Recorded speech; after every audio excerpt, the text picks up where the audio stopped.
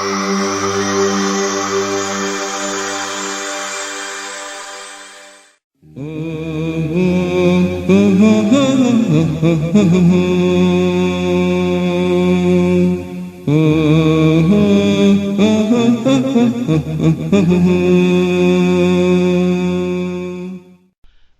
Prophet sallallahu alaihi wasallam practiced Islam in its fullest, and we talked about how as believers we're always going to meet opposition. As we live Islam, we're going to meet opposition from the unbelievers, and we're going to meet opposition from the hypocrites. And we talked about how the Prophet taught us how to function and live amongst the unbelievers and the hypocrites.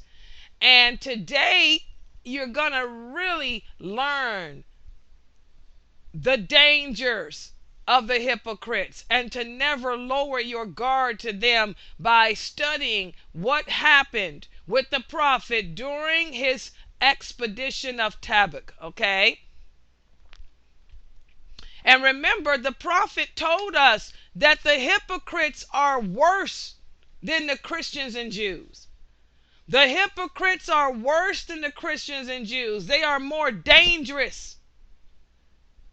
He taught us to not trust them, to always be on guard. When you go to the mosque, guys, you have to be on guard against those hypocrites there who claim to be Muslims, but they're always keeping trouble going. These are the ones that's always speaking bad about the imam.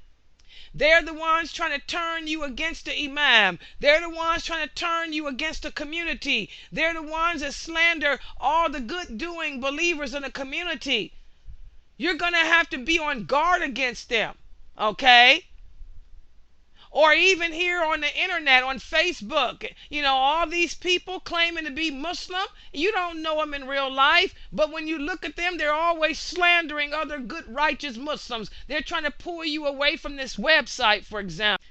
When the Prophet sallallahu alaihi wasallam conquered Mecca, all the Quraysh became Muslim.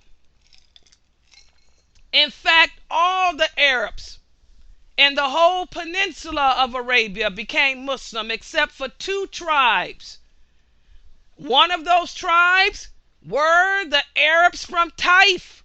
Remember the Prophet, when he, long time ago, 13 years before he conquered Mecca. Remember when the Prophet went to the people of Taif, trying to call them to Islam and asking them to take him in, and they put their dogs and their children out on him, and Allah sent that angel and to destroy them, but the Prophet said, no, I only hope that their children be Muslim. Well, they were the last tribe.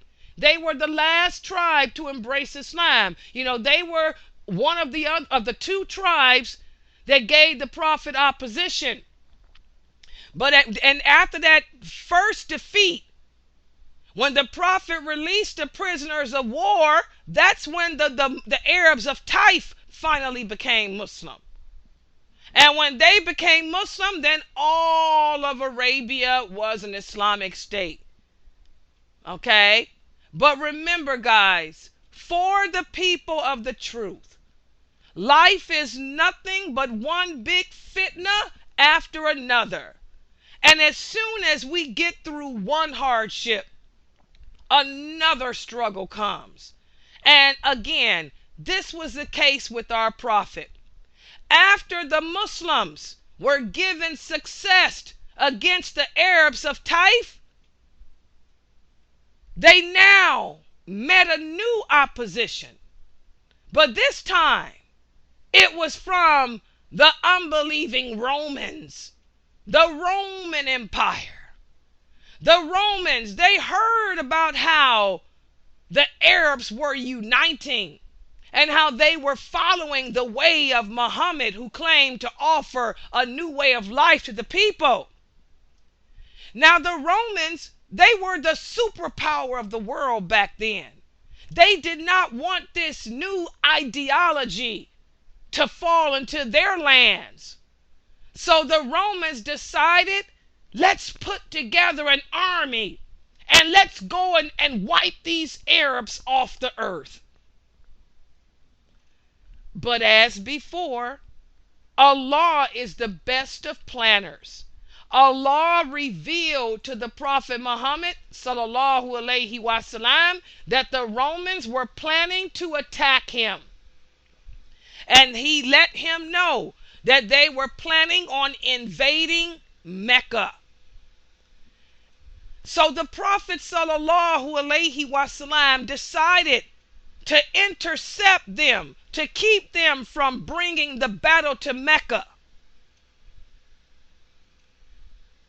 So he again met with all his men and decided, let's put together an army and let's go out and fight against the Romans.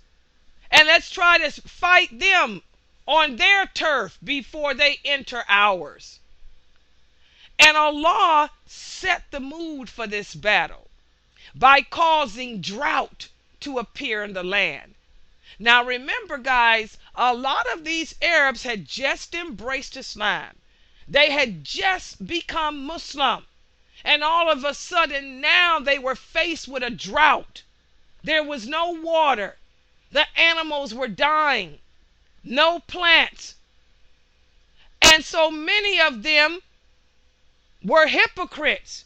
Many of these Arabs had embraced Islam not because they truly believed in Allah, but because everybody else was doing it. And they didn't want to be outnumbered and defeated by the majority. So Allah sent this drought. But remember, guys, Allah sends calamities as a way of differentiating who the true believers are from those who are hypocrites. So when the Prophet gathered the men together and told them, we have to now ride out and fight against the Romans, the hypocrites were like, no way. They were like, no way.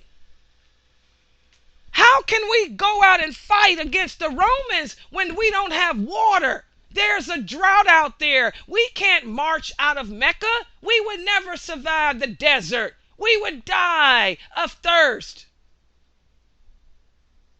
Remember, guys, there is nothing we can do to those people who claim to believe in Allah, but in reality they don't. And this is what makes the hypocrites more dangerous than any Jew, than any Christian, because the simple fact that they claim to be Muslim and they pray with us, that means that their life, their honor, and their property is off limits. So there was nothing the Prophet could do to these men who were trying to tell the other men, don't go with Muhammad. Don't go with him. You'd be stupid to go and fight the Romans. How are you going to defeat them when we don't even have water?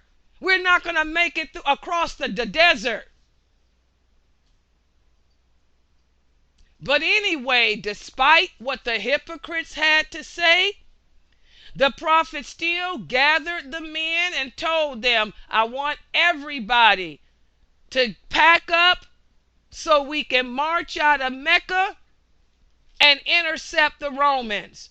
And then there was one man who had just took Shahada. His name was Al-Jud ibn Qais. He was one of the leaders of the hypocrites. He said, Muhammad, you must be crazy. You think we're going to go out and fight the Romans when we don't have water? And the Prophet sallallahu alaihi wasallam asked him, don't you want to fight in the cause of Allah, Al-Jud? Don't you want to show Allah, prove to Allah that you believe in him by fighting in his cause? Al-Jud looked at the Prophet and said, wait a minute, I'm not going with you.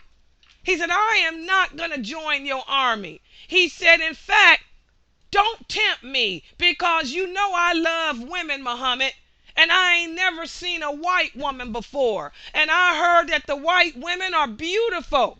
I heard they got different color hair. I heard they got different colored eyes. He said, I am afraid that if I went out with you, that I would fall victim to the women. I wouldn't be able to stand the beauty of the women. So let me stay back, O Muhammad, to save myself. And when this man said that, the Prophet sallallahu alaihi wasallam was so hurt. Because then other men said, me too. I don't want to go either. Let me stay back too. Let me stay back too. We just became Muslim. We don't want to be tempted to commit sin. So the Prophet turned away from this man and he said, okay, then you stay back. And the Prophet sallallahu alaihi wasallam went through a great depression behind this. But Allah was not happy with this man. Right after the Prophet turned his back to this man, Allah sent down the following verse of the Quran, where he says, in the interpretation, the meaning, and amongst you is the one who says, let him stay back so he cannot be tempted and put to trial.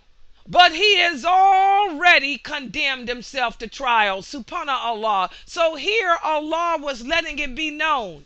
This man claims that he's not going to participate in fighting the battle because he wants to keep himself from falling victim to sin. Well, he has already committed a sin. The simple fact that he is backed out of standing forward for the call of truth means that he too has already fallen into sin.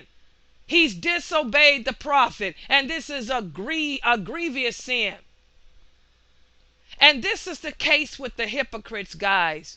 Once you stand up to speak out against what is bad, to speak out for what is good and right, okay, there's always going to be some opposition from one hypocrite. And once that one hypocrite starts to speak out, the rest of his supporters join his bandwagon. And you guys see it all the time on the internet. Let me give an example. You go on Facebook. You type on Facebook, MashaAllah, I went to the mosque today, and oh, I heard such a wonderful lecture by Imam so-and-so. He gave such a beautiful, heart-inspiring lecture. A hypocrite will come behind you and post, Imam so-and-so is an innovator. He's no good. He doesn't know how to pray correctly. I wouldn't listen to Imam so-and-so if I were you. And then once that person types, here comes other people. Oh yeah, I heard about him too. Yeah, he's a deviant. He's a renegade. He's this. Then others will come and start saying more bad things. Next thing you know, you look at your post on Facebook and you got over 200 replies. 200 replies from people who don't even know you and don't even know your imam, trying to tell you how you shouldn't listen to him at all anymore because he's no good. That's how the hypocrites are. Once one of them speaks out against what is good, the others will join his bandwagon. And they have nothing positive, nothing good to say at all, and it'll make you feel defeated. And this is what the Prophet went through. He was so disappointed, and he was so hurt and so disappointed to hear all these bad comments from many of his men who just took Shahada and who claimed to believe in Allah, but they really didn't. And it made him question just how many men amongst him were sincere in their faith. He began to question, subhanallah, I got all these Muslims here, but how many of them can be trusted? How many of them are true believers? But the reality is this, guys, and this is what our Prophet found out afterwards too. Despite all the talk that the hypocrites do, there will always be others to support you who are sincere in their belief. It's just that you don't hear from them, because the true believers, they don't talk much. Instead, they are people of action. And this is what the prophet found out. Despite all the horrible things the hypocrite said, when the prophet went to his tent depressed, Uthman came to see him that night. He said, "O prophet of Allah, I got together 300 camels. And I paid for all the armor we need. So now we got the camels, and now we got the armor we need to go out and fight and face the Romans." And right after Uthman stood up and approached him with that, there were 7 young men who had just embraced Islam. They were new converts from the people of Taif. And these 7 young men later became known as the weepers. They came forward and they said, "O prophet of Allah, we heard your call for jihad and we have responded. We want to go with you. We want to help you to fight against the Romans, but we don't have any horses. We're poor men. We don't have any camels. So if you just give us the horses or the camels, we will gladly go with you to fight against the Romans." But unfortunately, guys, the prophet had to turn these 7 men away because he could not find enough horses for them. Uthman had given 300, but remember, they had more men than that now. They had a lot of converts. So when those 7 young men found out that they could not go out with the prophet and fight because they didn't have any horses to ride, they walked away crying. Because they said, "Subhanallah, we really want to fight for the sake of Allah." And that's how they got the nickname as the 7 weepers. And this is what happens for the true believer, guys, even today. The people of truth, we always think, just when we think that we are at our lowest, just when we think that we have no support, Allah will always send us a supporter to show us that there is someone there in our corner. Remember, guys, Allah sends calamities as a means of sifting out the true believers from the hypocrites. And when these 7 men came forward, and when Uthman came forward, and then others came forward, the prophet saw that he had more men who were sincere in their faith, more men who were willing to support the cause than those who were not. It was just a handful of hypocrites who did all that tough talk. But the reality was that the true believers outnumbered them at that point. And right after the prophet realized this, he went and made salat, thanking Allah for giving him sincere believers who were willing to fight in his cause. And right after the prophet made that 2 rakats of thanks, Abu Musa Ash'ari, who was one of the eminent companions from Yemen, a man came to him and had given him some camels that he owed to him as a debt. And when Abu Musa Ash'ari received those camels, he immediately went to the prophet and he said, "Oh prophet, I have 7 camels here. Go get those young boys, call them back. They can fight with us because now we have the rides for them." And when those young men found out that Allah had sent camels for them to ride, they became happy. And Abu Musa Ash'ari told them, "Know that these camels came from Allah." So thus we see, guys, the truth will always prevail. Allah may send us through moments of question as a means of purifying us, as a means of strengthening us, to make our faith and belief in him stronger. And just when we think that we cannot take no more, that's when he always sends relief. And you can see this was another training ground, another training exercise for the prophet and the true believers. So now they had all the camels and horses they needed to ride out against the Romans.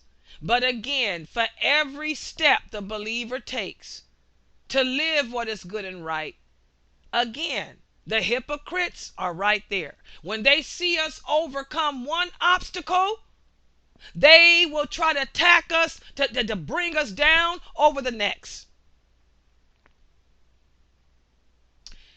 Even though Allah sent these camels to those 7 men, and now the Muslims had the rides, more and more Bedouins who had just embraced Islam came forward making excuses to not go and fight. But the Prophet sallallahu alaihi wasallam learned his lesson, and he refused to accept their excuses. He told them, if you truly believe in Allah, then ready yourself for battle. I am not accepting no excuses. He said, everyone get ready and meet me in the marketplace so we can ride out of here. Anyone who doesn't accompany us is a hypocrite. Anyone who doesn't accompany us is one who is not sincere in their belief. And before the Prophet left to meet them in the marketplace, he went to visit his son-in-law Ali. And you remember, Ali was married to his daughter Fatima. The Prophet said, "Oh Ali, I know that you usually go with me and you usually fight as my right arm in every battle." He said, "But this is one battle I don't want you to participate in." And Ali said, "Why?" He said, "I'm going to leave you behind because I need someone to look out for Mecca in case the Romans do sneak up and send an army here to Mecca. I need somebody to protect this city. So I'm going to leave you here to look over this city and protect the women." When the hypocrites heard that the Prophet Muhammad was leaving Ali behind, they again got busy. They said, let's see if we can cause some more fitna. What the hypocrites did is they went to Ali and they began to tease him. They began to put bad thoughts in his mind. They told him, look at how the Prophet has left you behind with the women. You used to be his right arm, but now since Abu Sufyan and Muawiyah and all these Quraysh have embraced Islam, the Prophet has taken them in the battlefield but leaving you behind. So he has no need for you anymore. You're not important to him anymore. And being the human being that Ali was, when you got a bunch of people confronting you, telling you, whispering bad things to you, you start to believe it. Okay? So Ali began to think about what they were saying, and he believed what they were saying. And this is how the hypocrites are. They can speak a pretty good game because many of them have the gift of gab.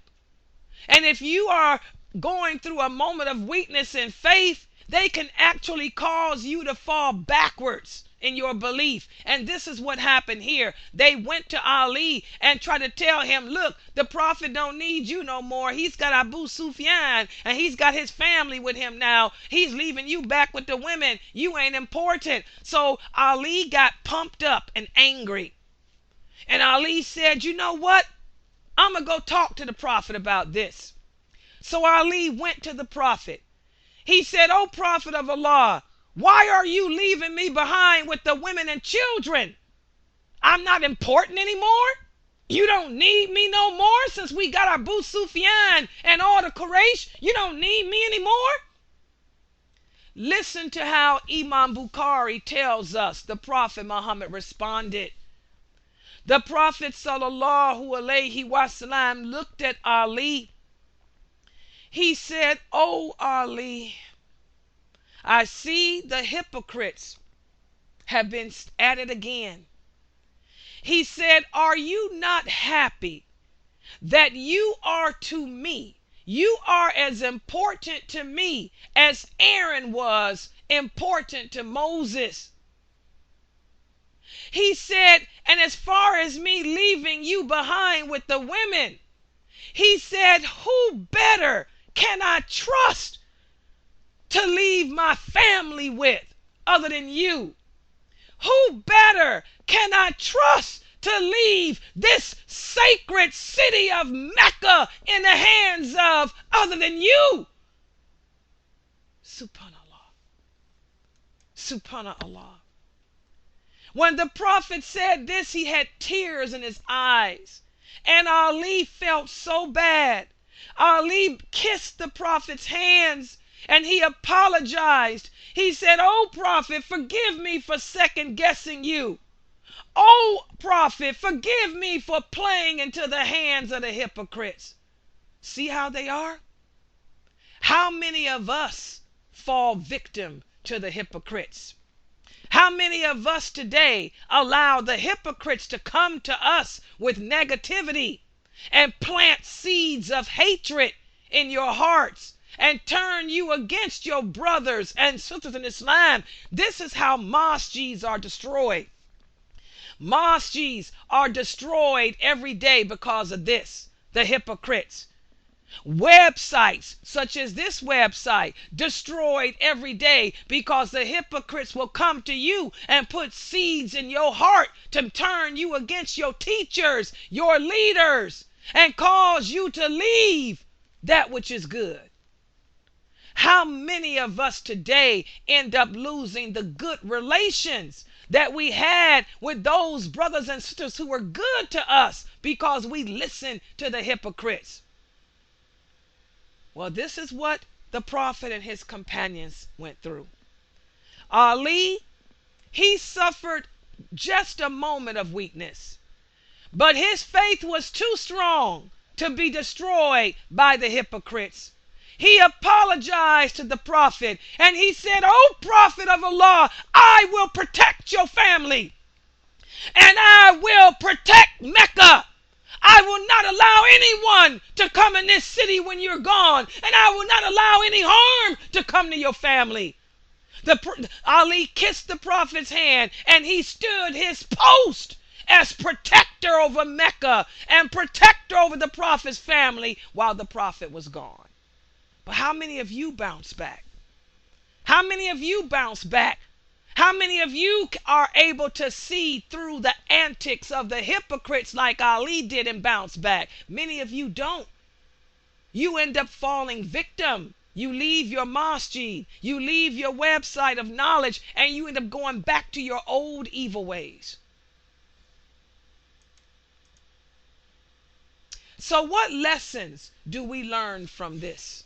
Well, for one thing, we learn that as our faith grows and we strengthen in our relationship with Allah and the other believers around us, we have to know that so will the antics of the hypocrites. We can never lower our guard against them. When a Muslim comes to you speaking badly about another Muslim, you should turn away from them. That's why the Prophet told us, you do not sit in the company of people who speak evil. If that sister is always saying bad things about your teachers, your imam, your leaders, remove her from your Facebook page. You should see that that person is evil. Remove her. Avoid her. Turn away from her. Don't let her cause you to turn away from the best thing that ever happened to you. Also, we learn that Allah sends calamities and hardships as a means of weeding out the strong from the weak, the good from the bad, the people of truth from the people of falsehood. And just because there are more people who are speaking out negatively about something does not mean that they are right. And you should never think that just because you have more people speaking negatively against you, that there are more people who are against you, because this is not true. For the true people of truth, they have no time for negativity. Everyone has their enemies, and every believer has his supporters too. For all those people who say bad things about you, there are at least 3 to outnumber them who feel nothing but good. Because remember, the true believers are busy taking the religion seriously. They're busy working to prepare for paradise. They show themselves through their actions, not their words. So don't ever let the hypocrites make you think that there's more against you, as they try to get the prophet to believe too. And finally, we learn that each and every one of us will suffer from moments of weakness of faith, just like Ali did. And when we're going through that moment of weakness, that's when the hypocrites can make the greatest impact on you.